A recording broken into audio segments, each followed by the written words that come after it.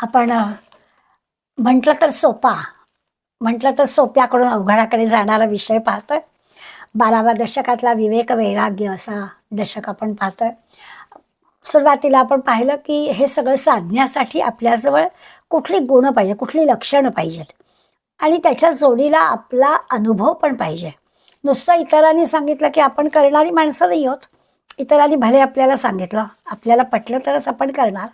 त्यामुळे आपला अनुभव, आपली प्रचिती याला किती महत्त्व आहे हे आपण जाणतो पण आणि तसं आपण वागतो पण. आज आता आणखीन थोडंसं 2 पावलं आपल्याला पुढे जायचं आहे. समर्थ आपल्याला सांगणार आहेत की हे जे विवेक वैराग्य, नावड निवड, प्रपंच परमार्थ, ऐहिक पारलौकिक शब्द वेगवेगळे वापरले तरी सगळ्याचे थोड्याफार प्रमाणात अर्थ म्हटले तर तेच आहे. हा देह असताना आपल्याला ऐहिक गोष्टीमध्ये जे सगळं यश लागतं त्याच्यासाठी आपल्याला काही प्रयत्न लागतात. त्या प्रयत्नांची एक दिशा आपल्याला मिळावी म्हणून आपण जाणकारांकडे जातो.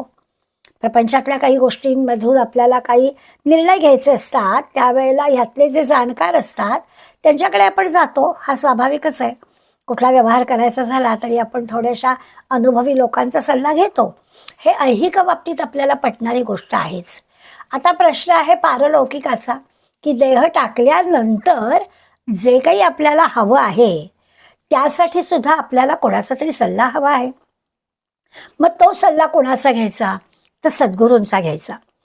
पारलौकिक जगामध्ये आपल्याला असंच यश मिळावं म्हणजे ह्या जन्म मरणाच्या चक्रातून आपण सुटावं यासाठी आपण सद्गुरूंचा सल्ला घ्यावा असं समर्थ या समासात आपल्याला सांगणार आहेत. आता पुन्हा असं की त्यांचा सल्ला घ्यायचा पण त्यांच्या सल्ल्याप्रमाणे आचरण पण करायचं. जाऊन बघूया, करून बघूया असं केलं तर नाही आपल्याला उपयोग त्याचा होणार. म्हणून माणसाने असा प्रपंच परमार्थामध्ये हा इहलोकामध्ये आणि परलोकामध्ये तिथे जितका विश्वास टाकून आपण जातो की नाही.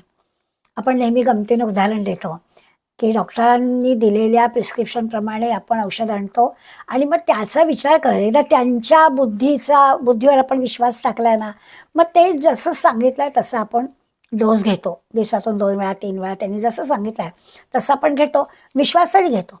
तसा विश्वास आपण व्यवहारातल्या गोष्टींमध्ये जसा दुसऱ्यावर टाकतो. आपल्याला खात्री असते की या पद्धतीनं मी त्यांच्या सांगण्याप्रमाणे मी वागलो तर मला नक्कीच यश मिळेल. तसंच इथे पण आहे. या पारलौकिक जगात सुद्धा सद्गुरू जे सांगतायत, संत जे सांगतायत त्यांनी ते प्रचितीला स्वतःच्या अनुभवाने ते आपल्याला सांगतायत तर त्याचा आपण नीटपणानं विचार करावा आणि तसं आचरण करावं. आता याच्यात जसं आहे की जरी आपल्याला हेच उदाहरण आपण न्यायचं म्हटलं तरीसुद्धा आपण ज्या कोणाकडून विश्वासाने औषध घेतो आहे त्याच्याकडे जाण्यापूर्वी आपण जरा आणखीन 2-4 लोकांनी त्याचंच नाव आपल्याला सुचवलेलं आहे असं जरा समजून घेतो, विचारतो तुमचा काय अनुभव आहे. मग 2-5 लोकांनी आपल्याला जर सांगितलं की हो यांच्याकडे जा, अगदी खात्रीनं गुण येतो की मग आपण त्यांच्याकडे जातो. अगदी तद्वत आहे की या पारमार्थिक गोष्टींमध्ये सुद्धा आपण सद्गुरू करताना आपण जरा उत्तम संगत घ्यावी.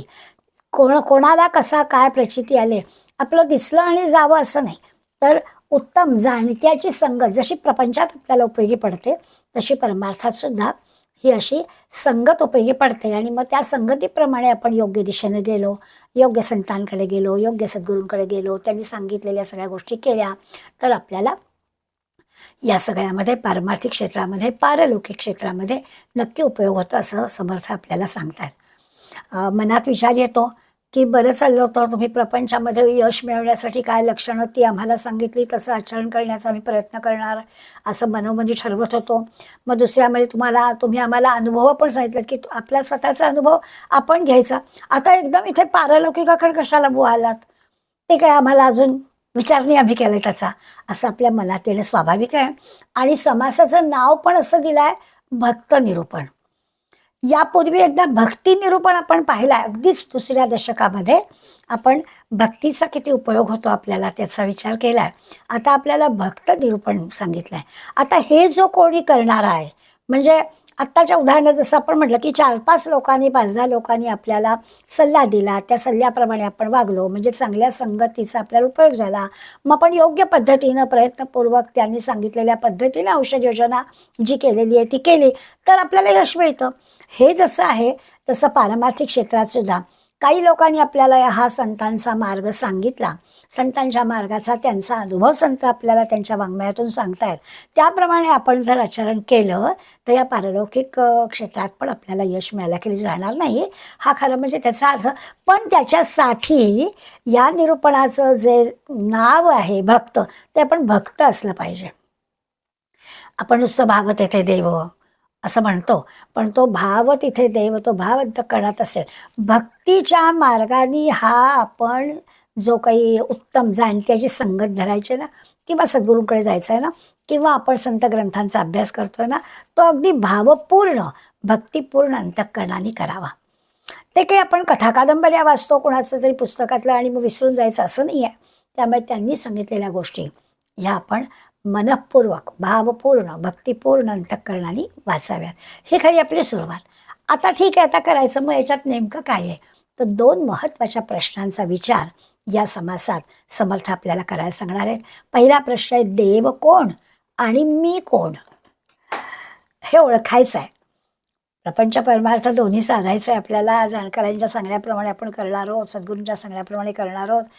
विवेक तर आपल्याला हवाच, कारण नावच मग विवेक वैराग्य आहे आणि यशाची आपल्याला खात्री दिलेली आहे.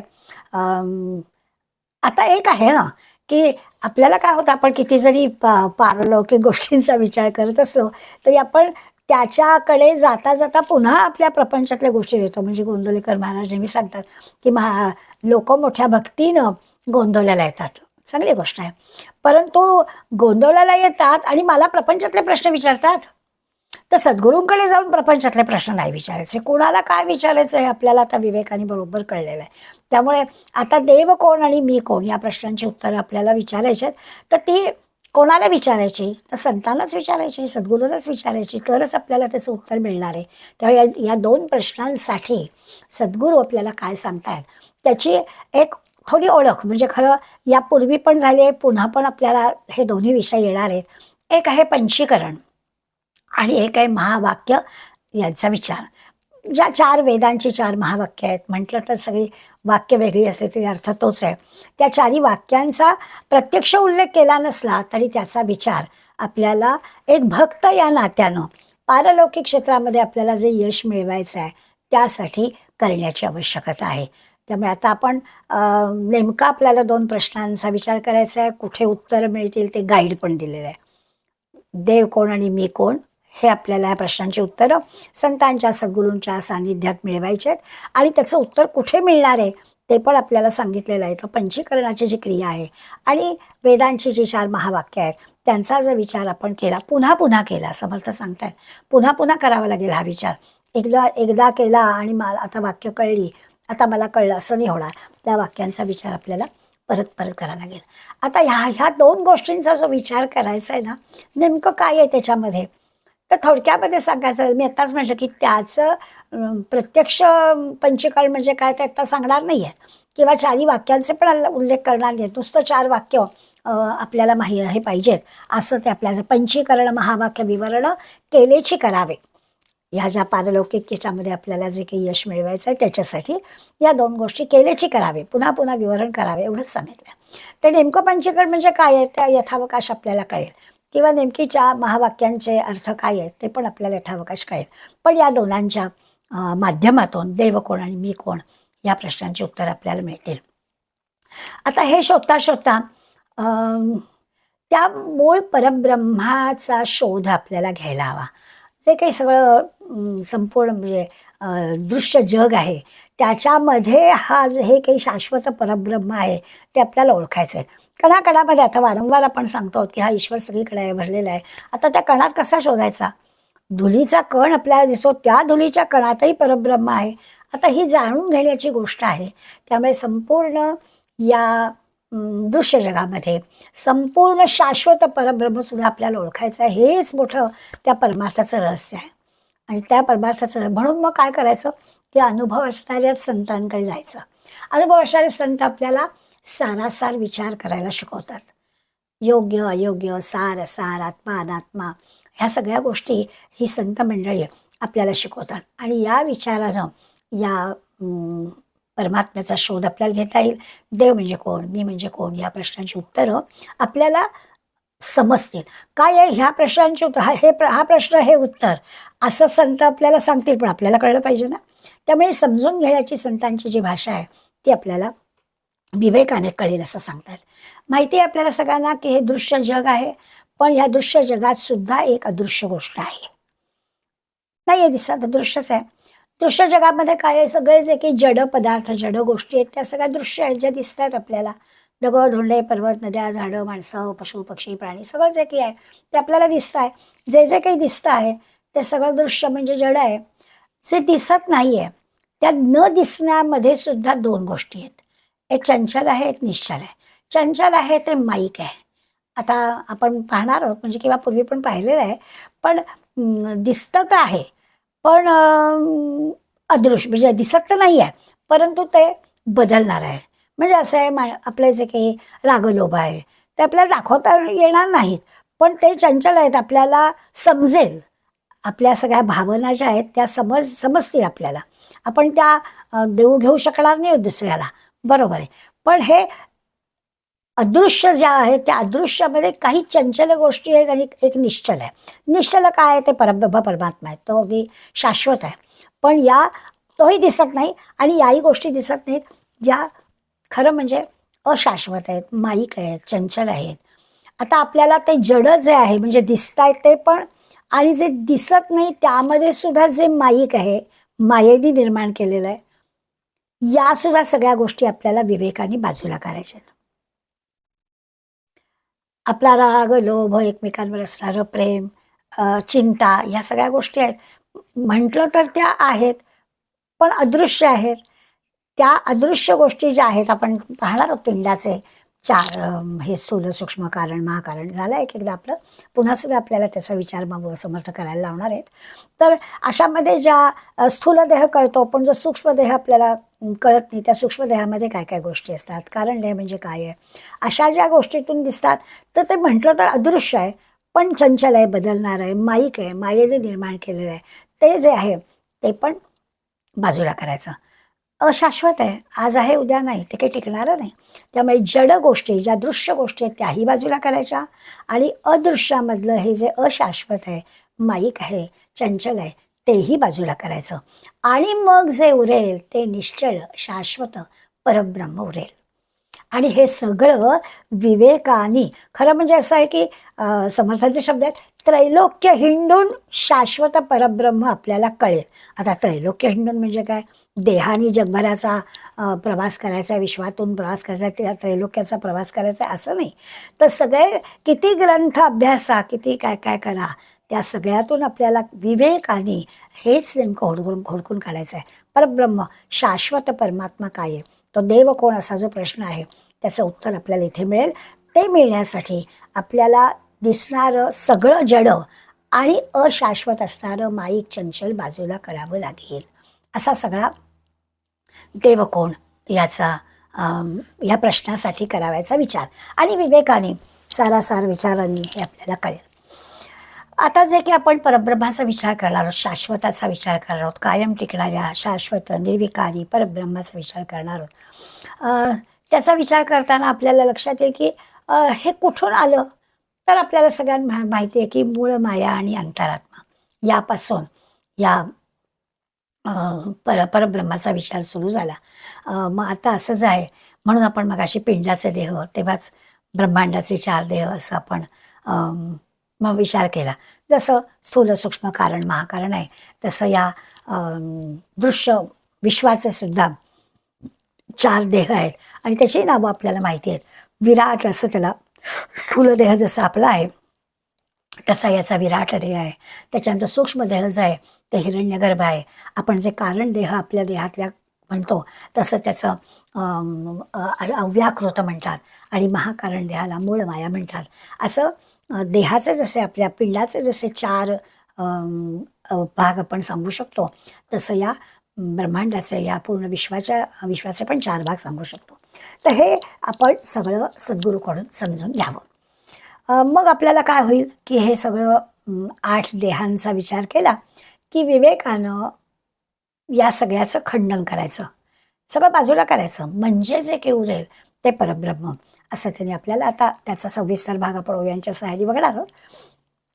एकदा का आपल्याला मी कोण असं कळलं, म्हणजे शाश्वत काय आहे हे जर आपल्याला परब्रह्म शाश्वत आहे कळलं, तर मग आपण हळूहळू मी कोणचा पण विचार करा. देवाचा विचार केला, देव कोण कळलं की जे शाश्वत आहे ते देव आहे.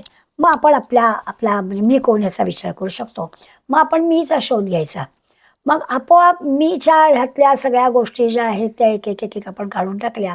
आपला सगळा जो काही अशाश्वत असणाऱ्या गोष्टी सगळ्या गळून पडल्या की मग जे काही उरेल म्हणजे आत्मा.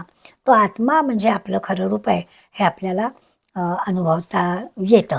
म्हणजे सगळा दृश्याचा भाग आहे तो सगळा आपल्याला बाजूला वेगळा करता आला तर. मग याला निरनिराळ्या शब्दांनी आपण वृत्तीची निवृत्ती होते, मन उन्मन होतं.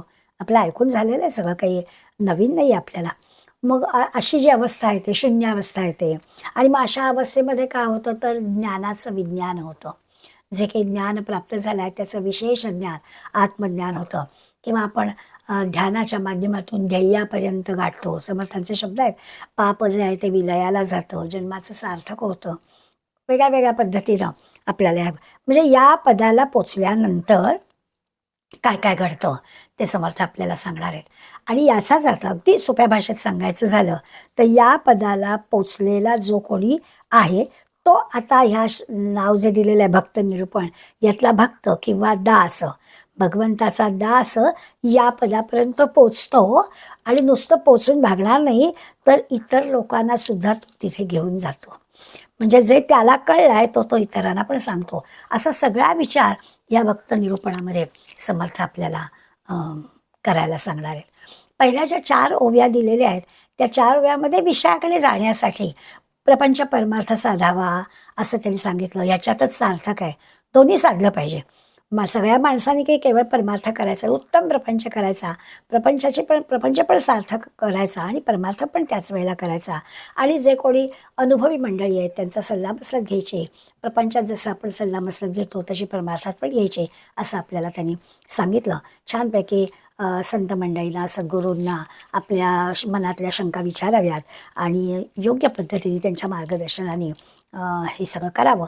म्हणजे आपल्या खऱ्या अर्थानं जन्माची सार्थकता होते असं एक प्रस्तावना म्हणून समर्थांनी पहिल्या 4 ओव्यांमध्ये विषय आपल्याला सांगितला. पुढे म्हणजे त्याच्यात त्या 4 ओव्यांमध्ये प्रश्न पण आले, जे मुख्यदेव कोणता, मी कोण असं जे विचारलंय ते पण आलंय. 5व्यामध्ये त्यांनी त्याचं उत्तर पण दिलं आहे 5व्या ओवीमध्ये, की मग अशी म्हटलं तसं की पंचीकरणाचा आणि महावाक्यांचा विचार करावा. त्या महावाक्यांचा अर्थ अशा सगळ्या संत मंडळींकडनं जाणकारांकडनं समजून घ्यावा असं पण आपल्याला त्यांनी सांगितलं. पुढे 6व्या ओवीपासून 11व्या ओवीपर्यंत शाश्वत परब्रह्म हे परमार्थाचं रहस्य आहे. परमार्थ जो काही करायचं आहे आपल्याला ते शाश्वत परब्रह्माचा अनुभव घ्यायला पाहिजे. हे खरं म्हणजे परमार्थाचं रहस्य असं त्यांनी सांगितलं. आता म्हणजे काय, शाश्वत अशाश्वत काय ते ओळखायला हवं. म्हणजे मग ब्रह्मवस्तू काय आहे ती आपल्याला कळेल, ती ब्रह्मवस्तू शाश्वत आहे कळेल, शोधायला लागेल, असं कळणार नाही. आणि ती शोधायची म्हणजेच बाकी सगळं दूर करायचं. आत्ता सांगितलं तसं सगळ्या ज्या काही दृश्य जगातल्या गोष्टी आहेत त्या बाजूला करायला पाहिजेत. म्हणजे मग आपल्याला मी कोणचा शोध लागेल किंवा परब्रह्माचा शोध लागेल. दृश्य जगामध्ये काहीच शाश्वत नाही आहे.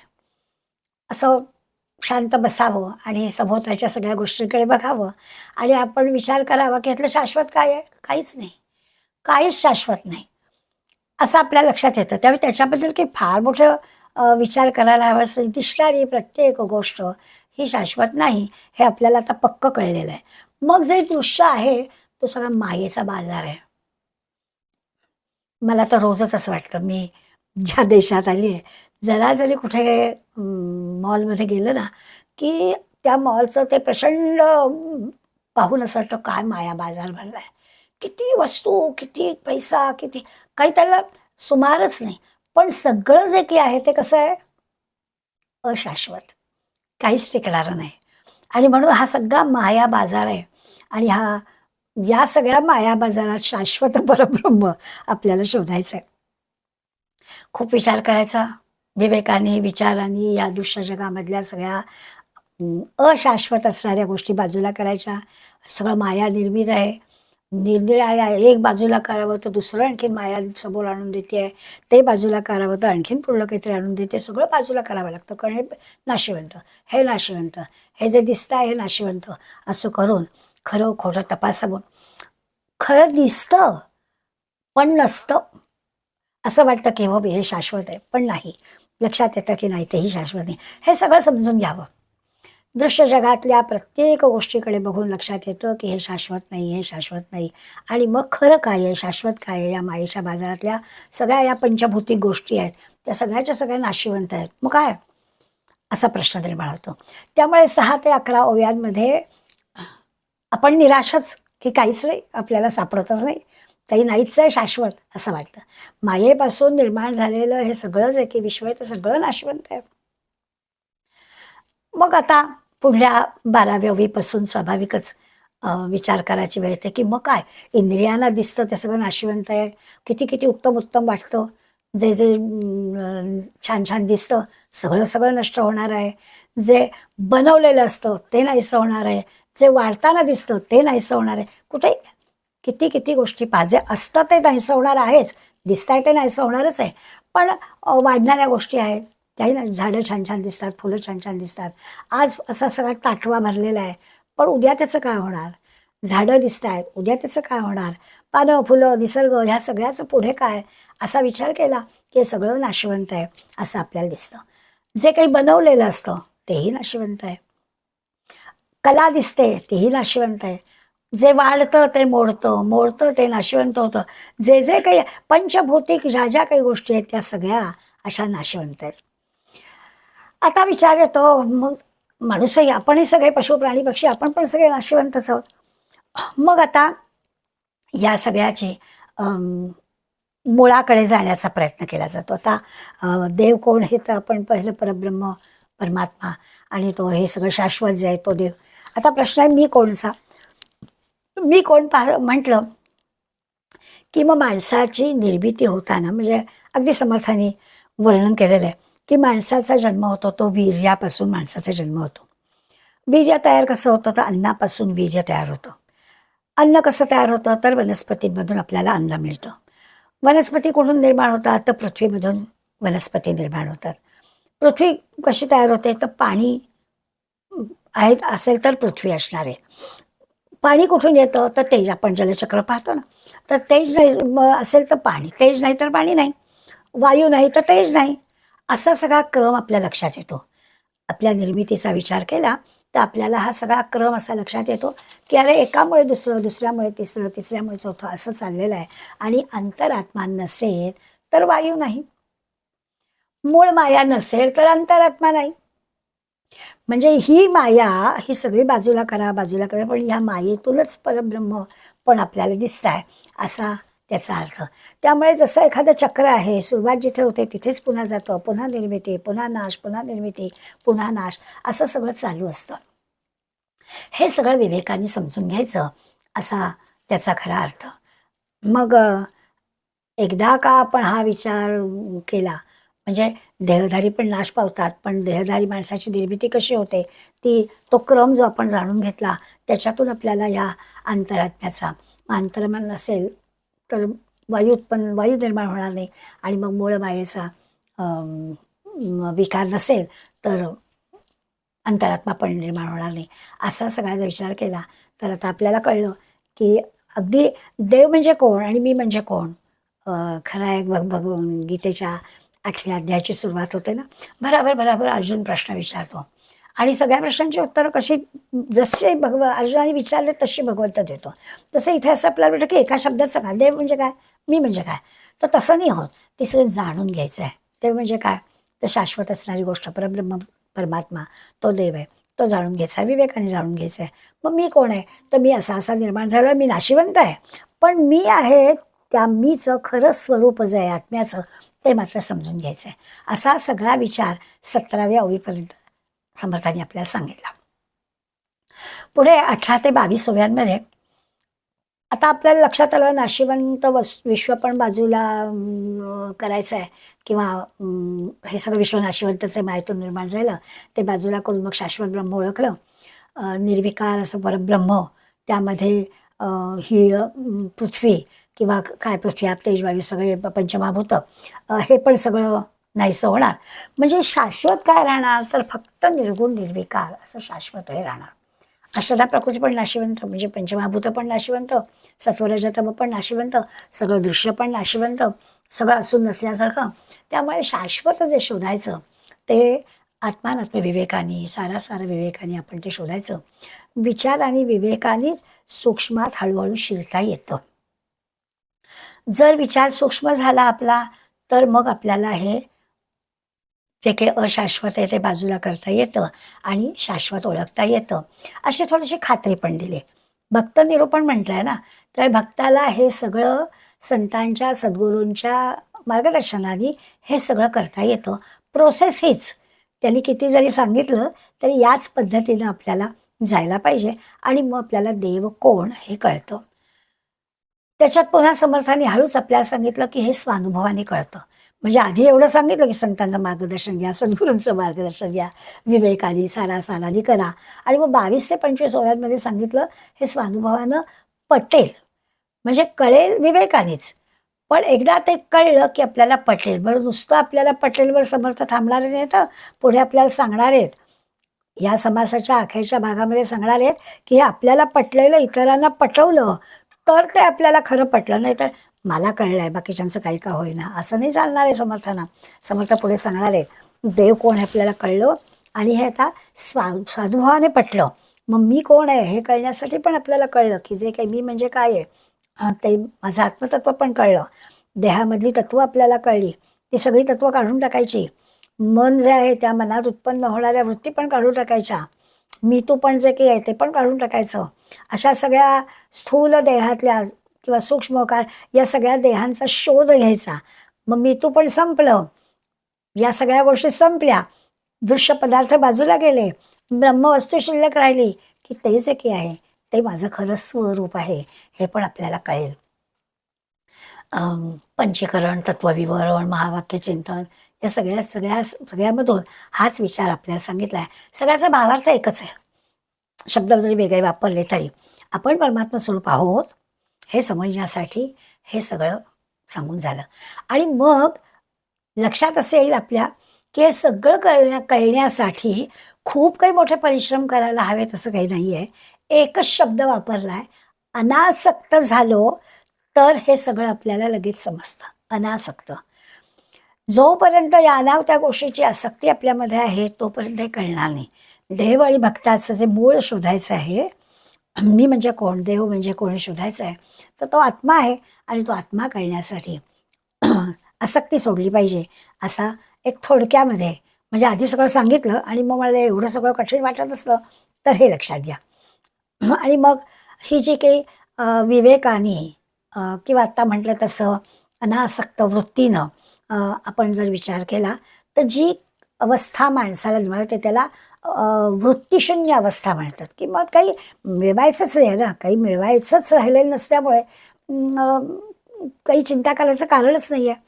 मग अशी म्हटलं तसं ते उन्मनी पद प्राप्त होतं, वृत्तीरहित शून्य वृत्तीची अवस्था निर्माण होते, ज्ञानाचं विज्ञान होतं वगैरे वगैरे, आणि जन्माचं सार्थक आपल्या होतं. ही सगळी तत्त्व त्यांनी आपल्याला शोधून काढायला सांगितली.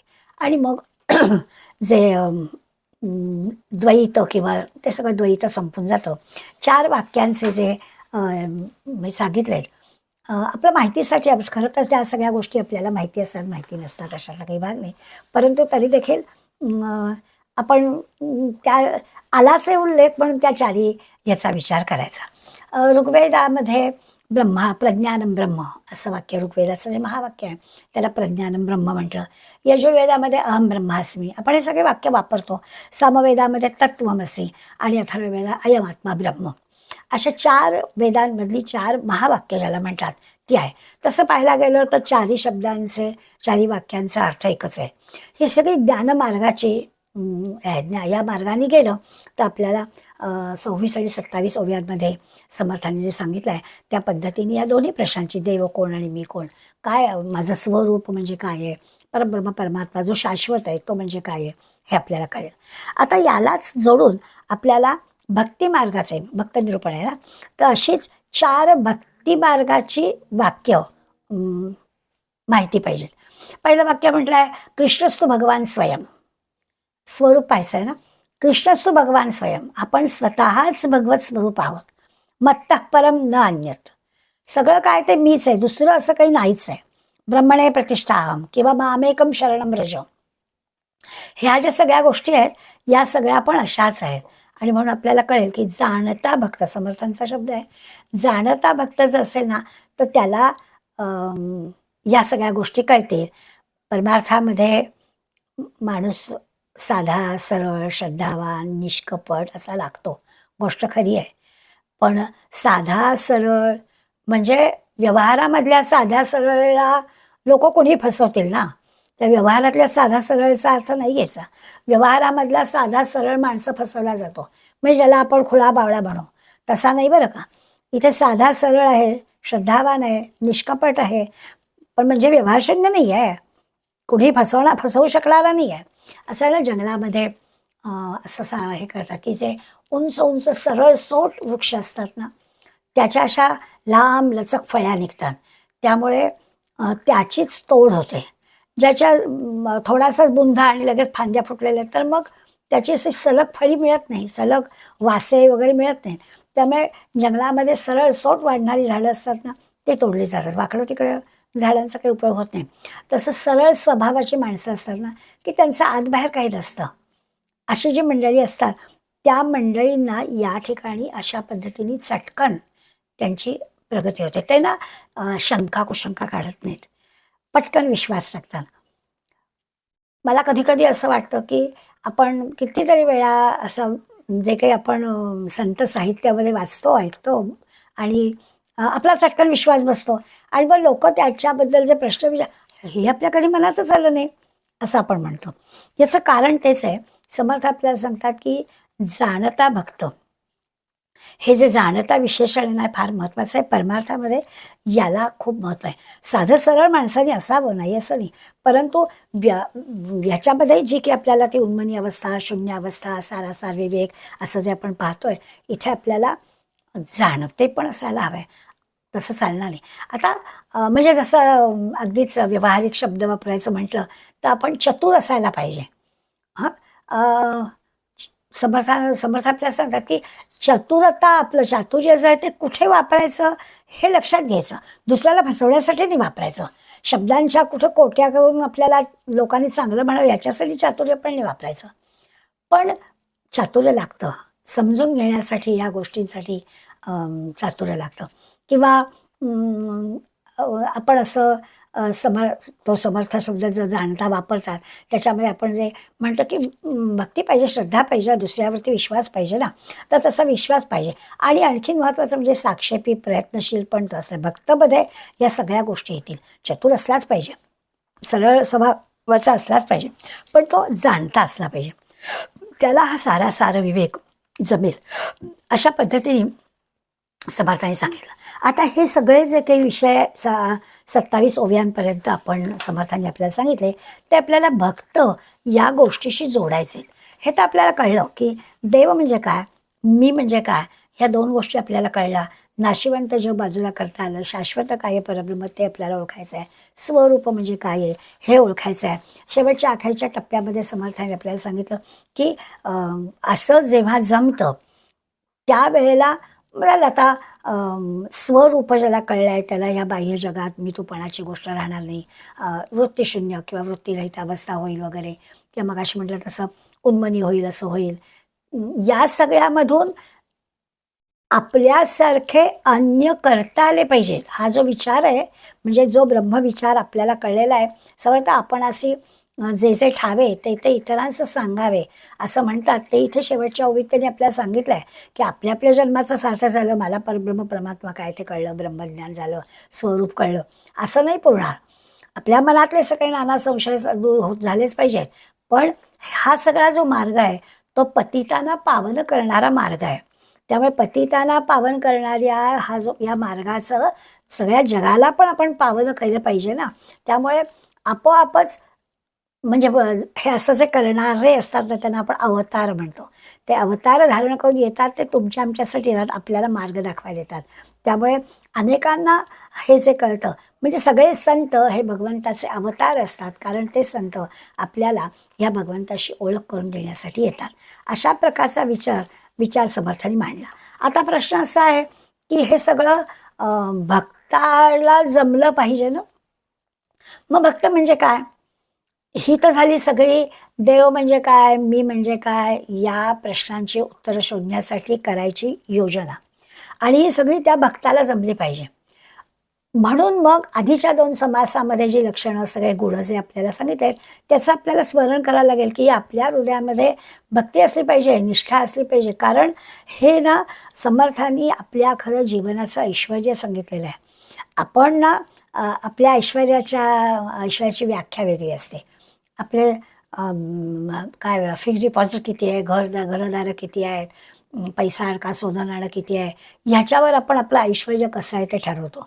त्याचा ह्याच्याशी काहीच संबंध नाही आहे.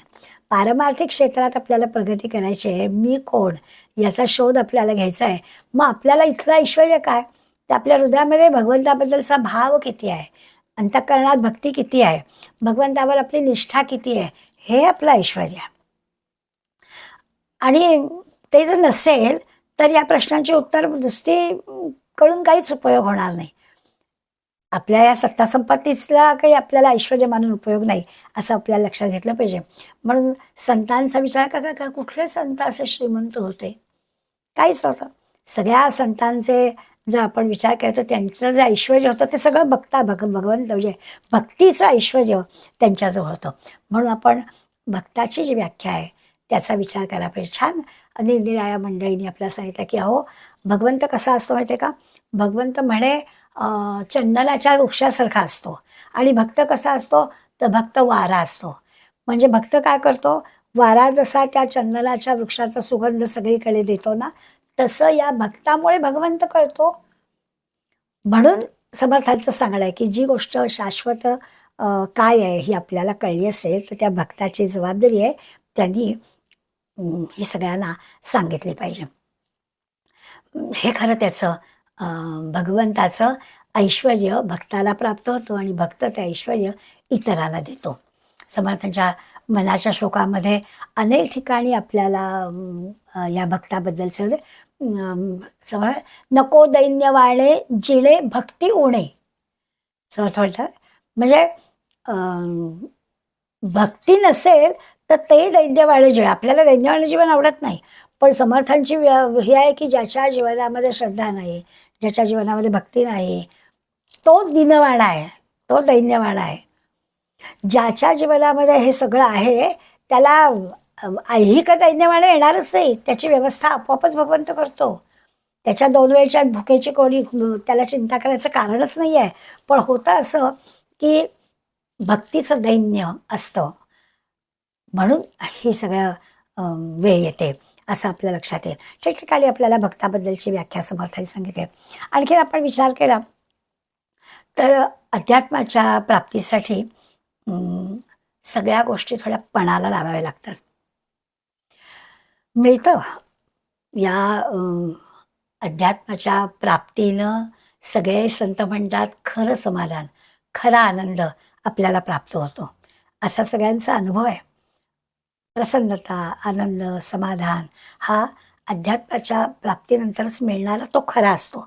आणि आपल्याला थोडा विचार केला तर कळतं की या अशाश्वत असणाऱ्या गोष्टी कितीही जरी मिळाल्या तरी त्याच्यातून काही आपल्याला खरा आनंद म्हणजे कायम टिकणारा आनंद मिळत नाही, थोडा वेळापुरता मिळतो. त्यामुळे भक्ती निष्ठा असणाऱ्यांना जास्त समर्थ मानतात. आणखीन एक गोष्ट तुमच्या आमच्यासाठी, भक्त असणाऱ्याला कशाचं भय वाटत नाही. भक्त असणाऱ्याला कशाचाही भय वाटत नाही. आत्तापर्यंत आपण जो काही ह्या समासाचा विचार करतोय त्याच्यामध्ये काही भयाचा संबंधच नव्हता.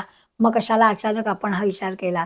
तर आपण जे काही करतो ना, बऱ्याचशा गोष्टी आपल्या काय होणार आहे याची खात्री नसल्यामुळे आपण भीतीनं करतो किंवा करत नाही, असं घडतं.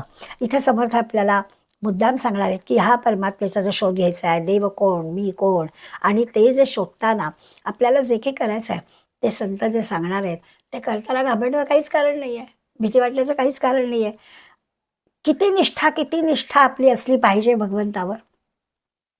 म्हणजे अगदी म्हणजे तुलनाने म्हणायचं, उदाहरणच द्यायचं म्हटलं तर जेवढी देशभक्तांची आपल्या देशावर निष्ठा असते ना, की काय वाटतं ते होऊ दे, काय तुम्ही सोळावर चढवणार आहात ना, हरकत नाही. अगदी सोळावर चढवलं तरीसुद्धा मी देशासाठीच लढणार. किंवा आपण बाजीप्रभूचं उदाहरण मी देतो की शिवाजी महाराज सुखरूप गडावर पोचल्याचे जेव्हा हे आली, बातमी आली, तेव्हाच त्यांनी प्राण सोडले. म्हणजे प्राणसुद्धा थांबतात. असं ज्या काही गोष्टी आपण, इतकी निष्ठा, इतकी श्रद्धा, तो देव. आता देव म्हणजे काय, तर देव तोच शोध आपण घेतोय. तर ही श्रद्धा निष्ठा ज्या गोष्टीवर असते तोच काय देश, हा देव असणारे असणाऱ्यांबद्दल आपण विचार केला तर खरंच आहे. अशी उदाहरणं पाहिली की त्यांचा देव जो आहे तो शाश्वत देव आहे, देश आहे तो बरोबरच आहे. असा आपण भक्त या शब्दातून आपल्याला अर्थ कळेल. समर्थ मनाचं जगा भक्ती पंथेशी जावे असं म्हणतात. मार्ग हाच आहे, दुसरा मार्ग नाही असं सांगतात. भक्तीच्या मार्गाने गेलं तरच आपल्याला हे मिळणार आहे. आता भक्ती मार्गाची जी पहिली पायरी आहे ना, त्या पहिल्या पायरीवरच लक्षात घ्यायचं की आपण योग्य मार्गाने जातोय ना. म्हणजे अकल्याणाच्या गोष्टी टाळता आल्याच पाहिजेत. जशी आत्ता म्हटलं की आपली श्रद्धा असली पाहिजे, निष्ठा असली पाहिजे, तसं चांगलं वाईट काय ते पण आपल्याला कळलं पाहिजे.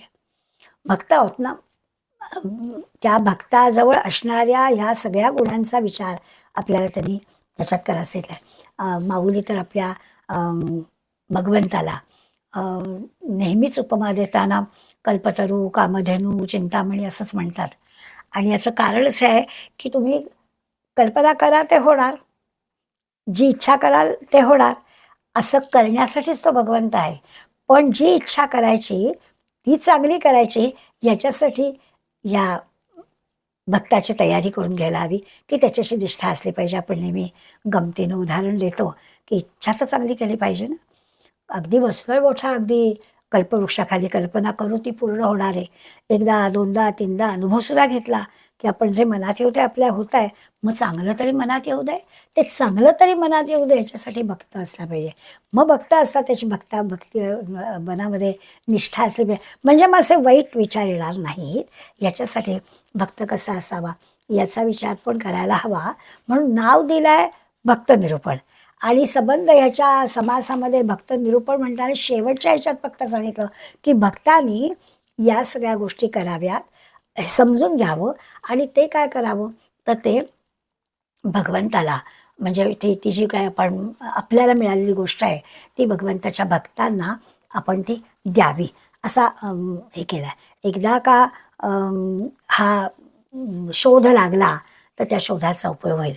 एकदा का स्वतःला ओळखलं आणि अर्थातच भगवंताला ओळखलं की तो भक्त, आणि ती जी काही भक्ताची जी काळजी असते ती सगळी भगवंताला असते, असं घडतं. अशा प्रकारचा हा समास समर्थाने आपल्याला सांगितला.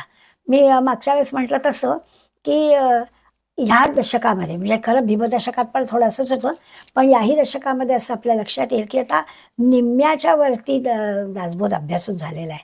त्यामुळे आता विषय म्हटलं तर की नवीन आहे अशातला भाग नाही. पण तरीसुद्धा पुन्हा पुन्हा जर आपण या अशा दृश्य अशाश्वत गोष्टींमध्ये रमतो, पुन्हा पुन्हा जर आपण या ऐहिकच गोष्टींचा विचार करतो, तर या आपल्या सद्गुरूंना, समर्थांना पारलौकिकाकडे नेण्याची आवश्यकता आहे ना आपल्याला. त्यामुळे ते आपल्याला पुन्हा पुन्हा मधून सांगितलं आपल्याला की विवेक वैराग्य म्हणजे काय, नावड निवड म्हणजे काय, प्रपंच परमार्थ म्हणजे काय. पण प्रपंच परमार्थ दोन्ही करावा, दोन्हीमध्ये यश घ्यावं असं म्हटलं की आम्ही पारलौकिकाचा विचारच करणार नाही. तर तसं व्हायला नको. पण भक्तांनी, साधकांनी पारलौकिक देह टाकल्यानंतरचा पण विचार आत्ताच करायला हवा. देह टाकल्यानंतर कोणीच नाही विचार करू शकणार. त्यामुळे तो विचार जो करायचा आहे तो आधीच करावा. भक्त या न्यायाने, निष्ठेनं आपण सद्गुरू सांगतील त्या पद्धतीने उपासना करावी. जे जे आपण असे ठावे ते ते हळूहळू सांगावे. इतरांकडून पण ते घ्यावे. योग्य माणसाकडून सल्ला घ्यावा आणि त्या सल्ल्यानुसार सारासार विचाराने विवेकाने आपण यामध्ये प्रगती करावी. असा सगळा विचार समर्थ आपल्याला या समासात सांगतात. आता मी नेहमी म्हणते तसं की एका विषयातून दुसरा विषय बरोबर समर्थांना उलगडवायचा असतो. आता त्यांनी आपल्याला भक्त कसा असला पाहिजे हे सांगण्यासाठी एवढा विचार दिला. पुन्हा आपल्याला ते विवेक वैराग्याकडे नेणारच आहेत. म्हणजे व्यवहारात आणि परमार्थात यश मिळण्यासाठी एक विशिष्ट काहीतरी पात्रता लागते. ती जी पात्रता आहे म्हणजे नेहमी उदाहरण दिलं जातं की 2 पाय पण ज्याला आपण चाल म्हणतो ती एकच आहे. 2 टिपऱ्या पण नाद आपण ज्याला म्हणतो तो एकच आहे. 2 डोळे आपले पण दृष्टी म्हटलं की ती एकच आहे. तसं ना हे विवेक वैराग्य हे 2 आहेत. पण 2 जरी असले तरी देखील एकाच गोष्टीसाठी या 2 आहेत. प्रपंच परमार्थ विवेक वैराग्य शब्द जरी 2 असले तरी एकापासून दुसरं नाही जमणार. प्रपंचापासून परमार्थ जमणार नाही आहे, तसं विवेक केल्यापासून वैराग्य मिळणार नाही आहे. अशा यदी काय होईल, जर झालं नाही ना तर धड प्रपंच पण धड नाही परमार्थ पण धड नाही असं होईल. म्हणून आपल्याला पुन्हा एकदा या विवेक वैराग्याच्या 2 गोष्टींकडे समर्थ पुढल्या समासात आणणार आहेत. आपण थोडीशी विश्रांती घेणार आहोत 1 आठवडा आणि मग पुन्हा एकदा चांगला प्रपंच आणि चांगला परमार्थ साधण्यासाठी विवेक वैराग्य या दोन्ही गोष्टींची कशी आवश्यकता आहे ते पाहणार आहोत. थांबूया. धन्यवाद.